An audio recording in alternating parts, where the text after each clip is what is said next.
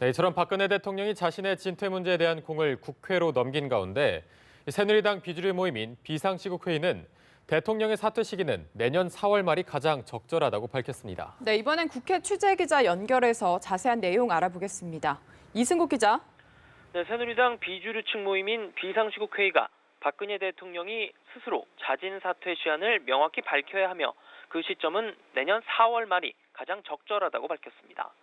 비상시국회의 대변인 격인 황영철 의원은 오늘 오전 모임을 마친 뒤 대통령의 임기 단축만을 위한 개헌은 명분이 없다며 이같이 말했는데요.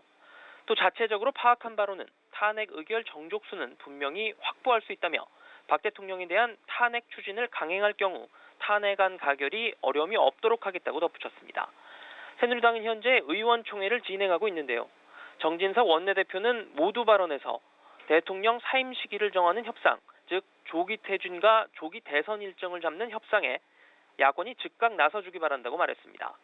의총에서는 어제 박 대통령이 제안한 안정적 정권 이양 실현 방안과 관련한 의견을 모을 예정이지만 구체적인 내용을 놓고 주류와 비주류 측의 견해차가 여전해 격론이 불가피할 것으로 보입니다. 한편 더불어민주당과 국민의당 그리고 정의당 등 야3당 대표가 잠시 후인 10시부터 만나 탄핵안 표결 일정 등을 논의할 예정이죠. 네, 더불어민주당과 국민의당, 정의당 등 야3당 대표들이 잠시 뒤인 오전 10시 국회에서 만납니다. 오늘 회동에서는 박 대통령의 3차 담화에 대한 공조 방안과 함께 탄핵안 처리 시기가 논의될 것으로 보입니다. 당초 야권은 모레 본회의에서 탄핵안 의결을 시도할 계획이었지만 어제 대통령 담화 이후 여권 비주류 측은 다음 달 9일을 탄핵안 처리 시기로 제시한 상황입니다. 민주당 추미애 대표는 오늘 최고위원회의에서 헌정질서 유린도 모자라 국회에 책임을 떠넘겨 더 큰 혼란을 조장하려는 대통령을 더는 용납할 수 없다며 탄핵안 처리를 예정대로 진행하겠다고 강조했습니다.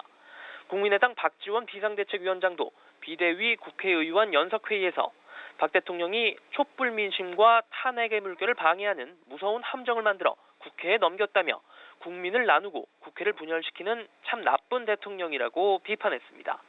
이런 가운데 최순실 게이트 국정조사 특별위원회는 오늘 오전 국회에서 전체 회의를 열어 1차 기관 보고를 받습니다.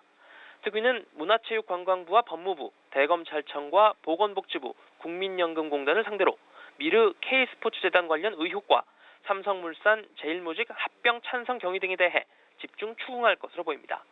지금까지 국회에서 전해드렸습니다.